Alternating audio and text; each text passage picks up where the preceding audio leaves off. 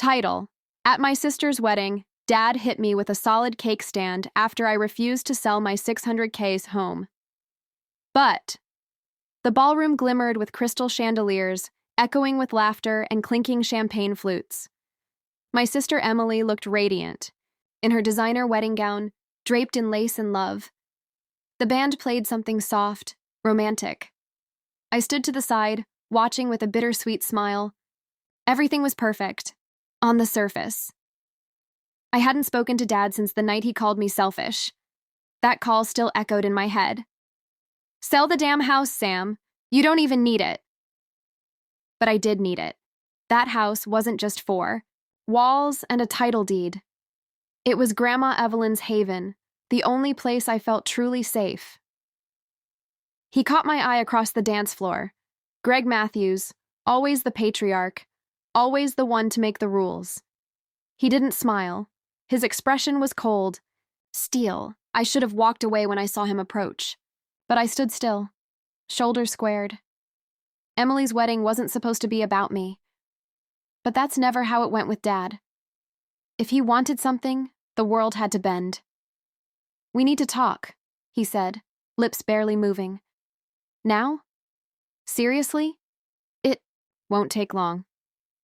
He pulled me toward a quieter corner near the cake table.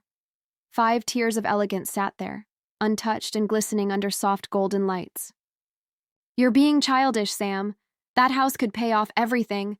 Your sister's school loans, my medical bills. It's not just about you. You didn't ask me to sell it for Emily. You asked me to sell it for your gambling debts."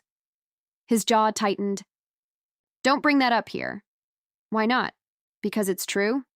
You think you're better than us now? Living in that house, thinking you're above family?" I crossed my arms. "Family doesn't hit you with guilt every time you say no." That was it. His hand shot out, knocking the champagne flute from the table. The noise was sharp, drawing a few heads.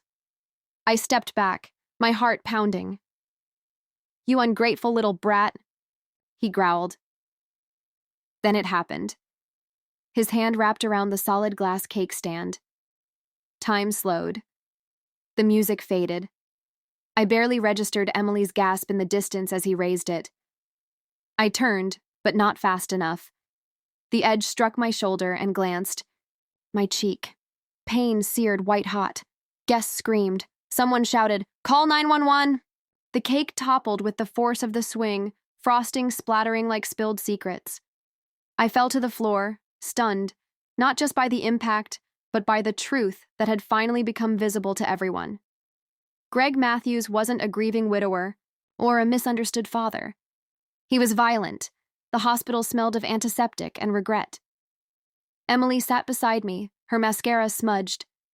"I'm so sorry," she whispered. "I had no idea." I closed my eyes. You didn't want to see it. None of you did. A police officer waited outside. Assault at a wedding was dramatic enough to make the news. The cake stand had fractured my collarbone. The emotional bruising ran deeper. The next day, the article hit the local paper. "Father attacks daughter at upscale wedding reception." The comments were brutal. Some blamed me. Others called me brave. Emily and I talked more in those few days than we had in years. She finally admitted what I had long suspected. Dad had controlled everything in her life, too. I thought if I just obeyed, he'd love me more. I nodded. That's what we all thought. 2 months later, in a courtroom flooded with tension, I testified. Greg sat across from me, unrepentant. His lawyer spun tales of stress, misunderstanding, alcohol. But the video footage from the reception, someone had caught it all on their phone, spoke louder. He was sentenced to 6 months for assault and ordered into anger management. I didn't feel victorious. I felt hollow. But I was free. Emily moved. In with me temporarily. We cooked dinners in Grandma's old kitchen. We laughed. We cried. We healed. And that house, still mine. But it wasn't just mine anymore.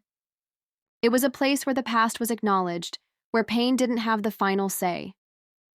People still ask why I didn't just sell the house, and I always say, because sometimes, holding on to your peace is worth more than any price tag. And sometimes, getting hit with a cake stand is what it takes for a family to finally see the truth. The end.